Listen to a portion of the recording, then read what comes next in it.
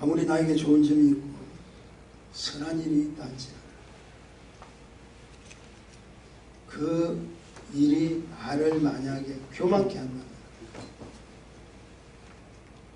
당신이 했던 선한 일, 좋았던 일, 복된 일이 오히려 어둡고 힘든 일에 불모가 되니 잡히고 만다. 나는 열심히 하나님의 영광을 위해서 쓰임을 받고자 애써서 힘쓰는 그 일들이 자칫 교만을 하면 안 된다는 거예요. 사랑하는 성도들, 우리 주위에 이런 말들이 지금 많이 돌고 있습니다. 아시죠? 교회 다니는 사람, 예수 믿는다는 사람, 무엇이 어떻고 저쩌고. 그리고 코로나 이 바이러스 때문에 계속 어떤 뭐라고 할까요? 자꾸 오르락내리는 출처가 다 교회에서 나오는 어떤 문제처럼 그렇게 되는 거 아시죠? 그런 뉴스 들을 때마다 크고 작은 교회의 어떤 뉴스를 들을 때마다 목회자의 한 사람은 굉장히 마음이 아파요. 일반인들이 보면 그냥 넘어갈 수 있잖아요. 근데 예수 믿기 때문에 공격을 받게 되고, 가장 많이 우리가 듣는 이야기 중에 하나는 믿는 자가 저럴 수 있는, 그리고 거기에 반드시 붙인 우수지 말이 있죠. 어찌 어떻게 자꾸 이유를 대게 됩니다. 이기소침되게. 저와 여러분 모두에게 꼭 기억하십시오. 듣기 싫고 거북해도 들려오는 그 말 때문에 오히려 다시 한번 자신을 점검하고 한번 자신의 믿음과 신앙을 하나님 기뻐하시는 기회로 부족한 것이 무엇이었고 잘못된 것이 무엇이었다는 것을 점검할 수 있는 기회로 삼는 게 좋겠습니다. 오늘 본문 13절에 보니까 책망을 받는 모든 것이 빛으로 나타나요. 나타나지는 금마다 빛입니다. 이것은 자신을 향한 책망이 오히려 하나님의 빛을 발하는 거룩한 축복의 기회의 계기가 된다. 내가 주님으로부터 말씀으로 책망을 들을 때가 있어요. 기도할 때 하나님 주시는 음성으로 책망받을 때가 있어요. 오히려 이것 때문에 내가 더욱더 주님 앞에 가까이 가고 거룩한 계기가 된다는 것은 얼마나 귀하고 축복된 일인지 모른다는 거예요. 사실 저도 이번 사태 때문에 여러분 아시잖아요. 나갈 수가 없잖아요. 우리 집 앞에 거의 한 5분 7분 정도밖에 거리가 없는 월마트도 지금 이 사태 일어나고 한 번도 간 적이 없어요. 갈 일이 없고 갈 필요도 없고 그러니 집에서 뭐합니까? 술 목사님들하고 어떤 정보 있으면 공유하고 계속 말씀을 보는 거예요. 아마 신학교 졸업 이후에 교회 개척하기 이전 그때 했던 열정이 다시 살아난 거예요. 그리고 제가 예수 사랑 은혜의 소리라는 여러분에게 보내는 말씀의 편지죠. 그냥 제가 쓰는 게 아니에요. 다른 것 인용해서 쓰는 것도 아니에요. 제가 고민해서 쓰는 거예요. 어쩌면 그 속에 사역자의 고민도 있을 겁니다. 힘든 것도 있어요. 근데 그것을 하려고 하니까 성경을 다시 보고 성경을 볼 때 미처 깨달지 못했던 일들이 바로 이런 귀한 축복이었구나. 얼마나 귀한 축복의 계기가 된지 모릅니다. 오랫동안 남자 화장실 천장에 있는 형광등이 들어왔다 나갔던 적이 있어요. 굉장히 불편하더라고요. 들어도 바로 켜면 불이 들어와야 되는데 한참 있어요. 남자분들 다 아시죠? 우리 교회 화장실에서 이야기하고. 근데 어느 날 집사님 한 분이 들어가서 고치셨어요. 지금 불이 잘 들어옵니다. 그러니까 불평이 없어요. 이 사실 속에서 재미난 사실을 좀 발견하게 되는데, 이렇게 문제가 딱 생기면 제일 첫 번째, 마음이 상한 자가. 불이 안 들어오면은 이유가 있잖아요. 불편하다. 그 불평만 하면서 자꾸 마음을 써야 될 것이 아니라, 중요한 계기가 아니라 다른 것에 자꾸 쓰고 있다. 불평합니까? 확실한 근거가 있죠. 저도 불평했어요. 바로 이 자리에서 말씀을 증거한 제가 불평했어요. 왜 이래 화장실이 이래? 항상 마음은 그런데 제가 손을 가지 못했어요. 강단에 서 있는 제가 그랬어요. 근데 두 번째 사실을 살펴보니까 이런 문제가 터질 때 직접 행동을 옮기는 자가 있더라고요. 지난번에 말씀드렸죠. 우리 송영정 권사님이 우리 배동진 집사님을 탁 붙들고 교회 끝나고 난 뒤에 청소 다시 권사님 끝날 때까지 다 째려보면서 주시하면서 일 잘하나 안 잘하나 점검하면서 그렇게 하셨더라고요. 이번 기회에 여러분 뒤쪽이 다 깨끗이 다 닦여졌어요. 직접 행동을 옮겨요. 그 권사님이 그렇게 한다 할지라도 행동을 옮기지 못하면 안 되죠. 천장만 보고 불편하다 들어가고 나올 때마다 소리만 지르면 뭐합니까? 결국 빛은 성경을 보니까 옮기는 자를 통해서 역사합니다. 얼마나 감사하고 얼마나 고맙습니다. 그런데 세 번째, 빛을 소유한 자가 빛을 낼 수 있어요. 아무리 집사님이 행동을 옮긴다 할지라도 뭘 가져와야 되죠? 불을 가져와야 되죠. 전구를 가져와야 되죠. 시계 행강들을 가져가야 되죠. 아, 나는 그렇게 하고 싶다. 애쓰고 싶다고 하지만, 행동으로 옮기기까지 하지만, 당신 속에 있는 것이 없어. 당신이 지금 가지고 있는 것이 없어. 이게 뭔 줄 아세요? 지금 복음의 실체를 제가 말씀드리는 거예요. 세상은 온통 다 불편하다고 그래요. 원망해요. 코로나 바이러스 때문에 경제가 지금 어둡고 힘들다고 해요. 할 수 있는 것이 없다고 해요. 그래도 어떤 분이 내가 그렇게 하기를 원합니다. 여러분을 돕기를 원합니다. 하지만 줄 게 없죠. 우리 복음 주님을 주셔야 됩니다. 그 주님을 드리기 위해서, 그들에게 전달하기 위해서 필요한 것은 내가 그 주님의 사람으로 먼저 바로 서 있지 않으면 안 된다는 거예요. 아무리 교회를 다니도 내 속에 지금 주님이 다 비어버렸어요. 계시질 않아. 한마디로 말하면 우리가 이야기하는 성령 충만치를 못해. 오히려 주께 가까이 가지를 못한다. 너무나 감사한 거는 우리가 오히려 이런 절차 속에서 몇 사람이나 모여서 교회에서 예배를 드릴 수 있는 이것이 얼마나 감사한지 모른다. 복음의 가정을 가르치고 있다. 어두운 세상에 죄로 꽁꽁 묶여있는 그들은 우리 인생들을 바라보면서 원망하지 합니다. 애굽에 종살이 하던 이스라엘 백성이 자기들이 하나님 택하신 선민이라는 누구보다도 잘 알아요. 그리고 그들은 기도하잖아요. 하나님 우리를 자유케 하소서. 우리를 구원의 손길로 이끌어 주시고, 한마디로 말해서 우리를 이 땅에서 해방시켜 달라고 했잖아요. 하나님 허락하신 선민의 빛을 우리는 오늘도 행강들을 뽑으면 불이 반짝거리는 것처럼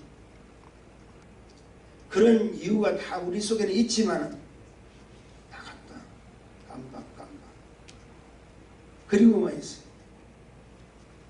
우리 삶이 너무나 불편할 수밖에 없다고 고백하죠. 너무 힘들다고 할 수 있죠. 그래서 그런 우리에게 하나님은 누굴 주셨죠?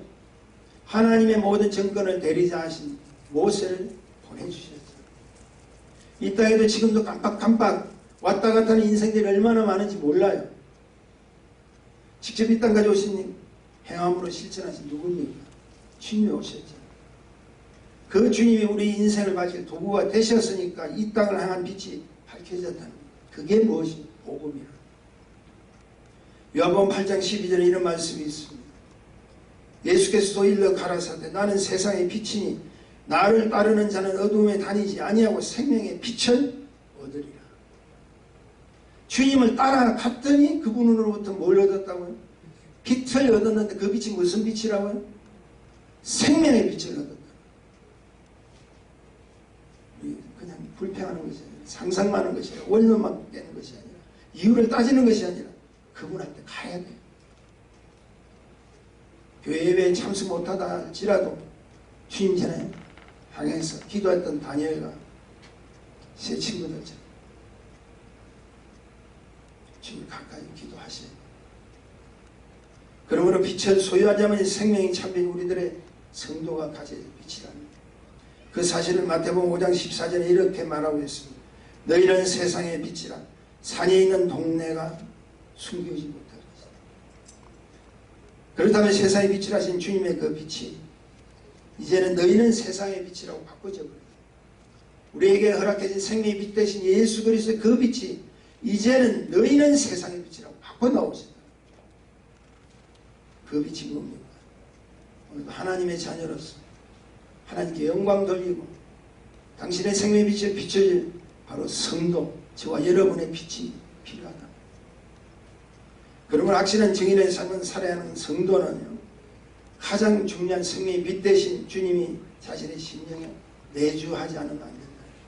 내 것 다 배우고 주님들 다 모셔놔요. 그게 번쩍거리죠. 왜냐하면 주님은 아는 자로 끝나는 것이 아니잖아요. 주님은 만나야 할 자입니다. 주님은 만나야 할 자죠. 그 주님을 만나기 위해서 우리에게 필요한 것이 뭡니까? 성령을 주셨잖아요. 그래서 성령으로 거듭나야 주님을 뭐하죠? 경험할 수 있잖아요. 주님을 소유하십시오. 그리고 그 빛이 비추는 곳에 죽었던 자가 다시 살아나는 생명의 축복이 자가 된다는 거예요. 지나온 세월 목회 사역 속에서 제가 가장 주님 앞에 감사드릴 수 있었던 것은 한 가지입니다. 제가 경험했습니다. 하나님은 아는 존재가 아니다. 하나님은 직접 만나 그리고 그분의 영, 그분의 빛을 소유케 하는 데 축복입니다. 그래서 저는 지금 선교지도 마찬가지예요. 제가 하는 해프타임, 지저스 해프타임도 마찬가지고 모든 것이 그 빛을 소유케 하는데 교회를 다니도 소유치 못하면 소유케 하는데 주님을 믿는다고 하면서도 아직도 주님이 그 속에 없는 자를 소유케 하는데 최선을 다했다. 그렇다면 묻습니다. 이곳에 모인 하나님의 자녀 여러분은 여러분의 심령이 지금 생명의 빛 대신 예수 그리스도의 빛으로 가득 차 있습니다. 내 자신의 것이 없어져요. 대신 주님의 것으로 가득 차야 됩니다. 이번에 제가 기도를 쭉 해보니까 말씀을 쭉 보니까 전부가 아직도 다 내 손이다. 내 것이더만. 그래서 제가 첫 번째 말씀드렸잖아요. 교만이라는 말을 대두시키는 이유가 교만의 대상 다른 사람이 아니에요. 당신이 아니야. 나야. 그리고 그것이 주님의 것으로 가득 차요. 그것이 참된 성도의 복인 것을 깨닫게 됩니다. 우리 이거 다 압니다. 근데 실제가 그렇게 되죠. 혹시 여러분은 이런 복 들어보셨어요? 몽땅 비우는 복. 그걸 일컬어서 공복이라고. 무슨 말인지 아시겠죠? 공복을 내가 비우는 복이에요. 금식하는 복. 성도의 빛은 자신 스스로 나타난 발광체가 아니잖아요. 성도의 빛은 오직 생명의 빛 대신 예수 그리스도를 통해 비춰지는 반사체인 걸 우리는 너무나 잘 압니다. 그분을 믿으십시오. 다시 소유하십시오. 빛이가 되는 성도의 빛은 이런 겁니다. 첫 번째, 성도의 빛은 무엇인가? 첫 번째, 자신의 위치와 존재를 먼저 아는 자를 통해서 바로 하나님께서 역사해 주세요. 한마디로 나 자신이 누구인가 확실히 아는 자. 오늘 성경 본문 8절을 봅니다. 너희가 전에는 어두움이더니 우리가 뭐라고요? 전부 세상 악한 원수의 것이야. 어둠이야. 이제는 주 안에서 무엇이라? 빛이라. 그러면 빛의 자녀들처럼 뭐라고요?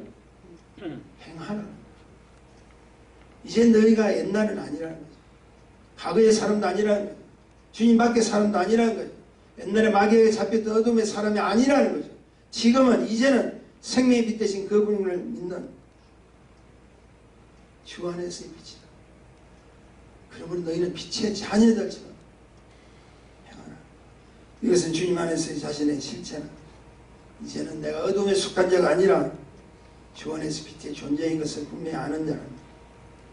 그러므로 빛은 빛 자체도 중요하지만 더 중요한 것은 그 빛은 어두운 곳에 비출 때의 축복이랍니다.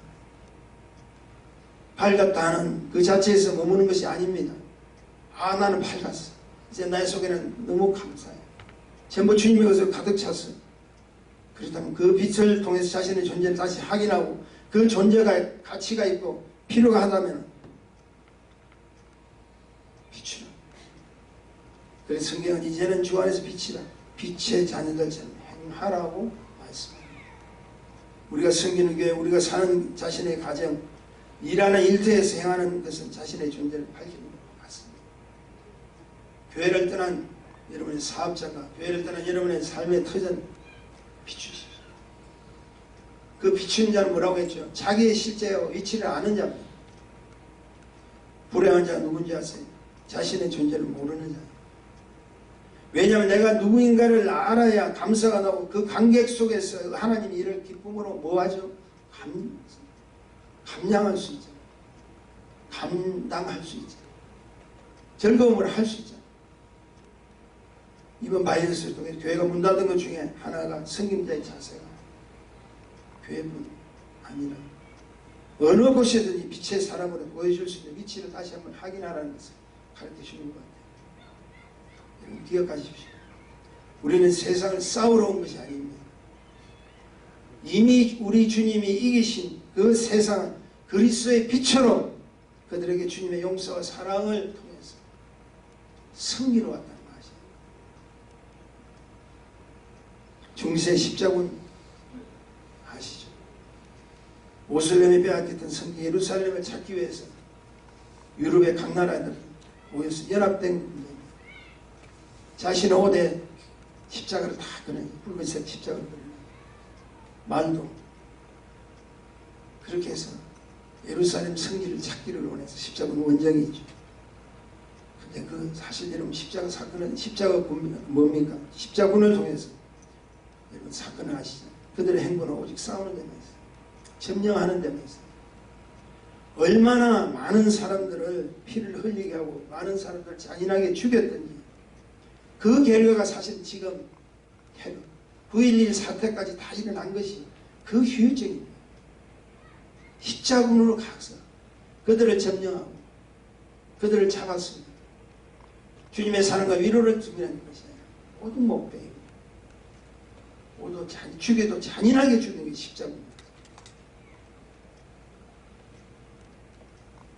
우리는 점령하러 온 것이 아니라 주님이 이미 승리케 하신 것을 그리스도의 빛으로 다시 위로와 생명의 주셔서 그들은 승기로 왔다는 사실을 아셔야 됩니다.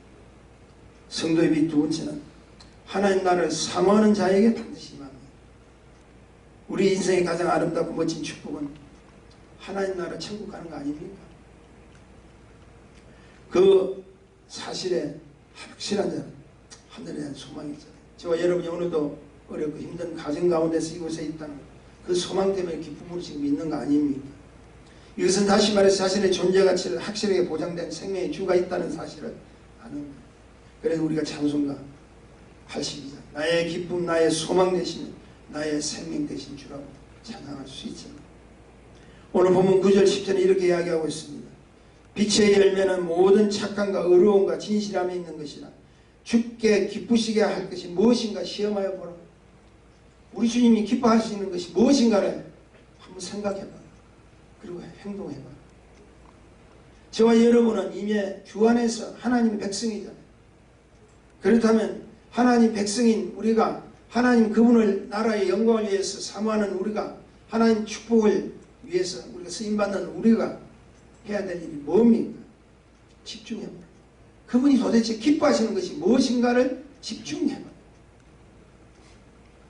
왜 그랬습니까?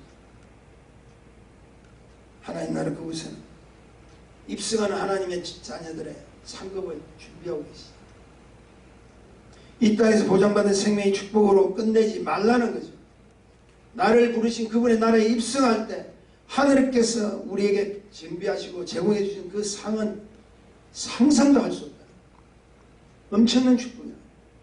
우리 일반 교회 다니면서 예수 영접하고 교회 다니면 되지 않습니까가 중요한 것이 아니라 우리 이미 하나님 백성이 되었다면 더 중요한 것은 하늘나라 그분의 우리에게 주시는 상을 기대하시는 거예요. 히브리서 11장 26절 이렇게 이야기합니다. 그리스도를 위하여 받는 능력은 애굽의 모든 보화보다 더 큰 재물로 여겼으니 이 상 주시님을 바랍니다. 애굽에서 허락한 모든 금은 보화보다 더 많은 축복이 있다는 거예요. 마태복음 5장 12절 보십시오. 기뻐하고 즐거워하라. 하늘에서 너희의 상이 큼이니라. 너희 전에 있던 선지자들도 이같이 핍박하냐. 자신이 구원받고 가족이 구원받고 나의 친족들이 구원받았다고 여기고 끝나지 말라는 거예요. 만약에 그렇게 끝난다면 당신의 빛은 거기에서 일단 정지됩니다. 그러나 하늘이 제공하는 상은 정지되지 않습니다. 상 주시는 그분을 바라보고 달려갈 자에게 허락하신 상입니다. 그러면 우리 모두는 하나님 나라를 사모하고 이 땅에서 생명의 빛을 비추지 않으면 안 됩니다. 마지막으로 세 번째 생명의 빛은 굉장히 중요한 말씀입니다. 오직 믿음의 한길만 가시죠. 그런 자를 하나님께 쓰십니다. 우리가 달려갈 길이 뭡니까? 생명의 길이요 진리의 길입니다. 근데 그 진리의 길에는 반드시 빛이 동반될 때 그 진리는 생명의 진리가 돼요. 시편 43편 3절에는 이런 말씀이 있습니다. 주의 빛과 주의 진리를 보내어 나를 인도하사 주의 성산과 장막에 이르게 하소서. 주의 빛과 주의 진리라고 말합니다. 다시 말해서 하늘의 빛과 진리의 말씀으로 오신 예수 그리스도를 함께 가는 그곳이 주의 성산과 장막 하늘의 집 천국을 소유하게 된다는 사실을 가르쳐줍니다. 그러니까 한마디로 쉽게 다 거두절미하고 다 끝나고 다 잘라버리고 한다면 예수 믿으면은 간다. 그리고 예수 믿는 게 한 길밖에 없어요. 예수님만 붙들어요. 믿으라는 거예요. 참으로 중요한 것은 확실한 믿음의 한 길로 가십니다. 교회를 다니면서 우리가 하나님 백성이면서 자꾸 다른 길 찾는 분들이 있어요. 이쪽 저쪽 뒤다보는 안 되죠. 오직 한 길입니다. 내가 곧 길이요 진리요 생명이라고 하죠. 그리고 나로 만지 않고는 아버지께로 올 자가 있다고 한 것이 없다고 이야기합니다. 예수 그리스도 그분은 뭐라고? 진리입니다. 내가 곧 진리라 생명이라. 내가 가는 그 길은 뭡니까? 바로 우리에게 축복 주시는 축복의 길이라. 그럼에도 진리를 예면하고 자신이 스스로 만든 것은 진리의 계시의 양 속이라는 것은 많은 이단들이 있지 않겠어요? 보세요. 계시의 종착지가 전부 어디냐면 하늘나라 그분의 나라에 있는 것이 전부 그 교주들한테 다 있어요. 너희가 마지막 종착지 나라는 거예요. 그래서 나에게 바치라는 거예요. 나에게 모든 걸 투자하라는 거예요. 주님은 그렇게 하신 말씀이 없어요. 주 예수 그리스도 외에는 그 어떤 것도 우리에게 구원의 축복을 주실 수가 없다고 말씀합니다. 생명은 오직 한 길밖에 없다는 거예요. 그러므로 쏙지 마십시오. 다른 길로 기울이지 마십시오. 진리는 오직 한 개 주님밖에 없음을 기억하시고 하나님 나라에 입성하는 그날까지 생명의 빛, 진리의 빛이 되어 어두움을 밝히는 우리 예수사랑 은혜교회 모든 성도님들이 되시기를 주의 이름으로 축원합니다. 다 같이 일어나십시다. 귀한 예물 바친 손길들 기억하시고 그 기억 속에 하나님의 놀라운 축복들을 허락하옵소서. 그 물질을 통해서 많은 영혼들이 주께로 돌아오게 하는 하나님의 위로와 능력과 역사하심으로 채워주옵소서. 특별히 바친 저들의 그 기업과 직장, 삶의 터전, 저들의 가정과 저들의 자녀까지도 축복하옵소서. 우리 주위에 병약하고 아픈 자들이 있습니다. 하나님 도와주셔서 저들에게 생명의 능력과 역사심을 통해서 기적과 같은 축복들이 일어나기를 원합니다. 불가피하게 나올 수 없는 하나님 백성들 기억하시고 저들에게도 함께 하옵소서. 이제는 우리 주 예수 그리스도의 은혜와 하나님 아버지의 만극하신 사랑하시고 성령의 내려 충만 교통 임재 축복하시니 오늘 이 말씀을 듣고 생명의 길은 오직 한 길밖에 없다는 것을 다시 기억하고 성도의 빛으로 세상을 밝히는 역할을 감당하기를 작정하고 돌아가는 하나님 백성들의 머리 위에 지금부터 영원까지 함께 계실지어다. 아멘.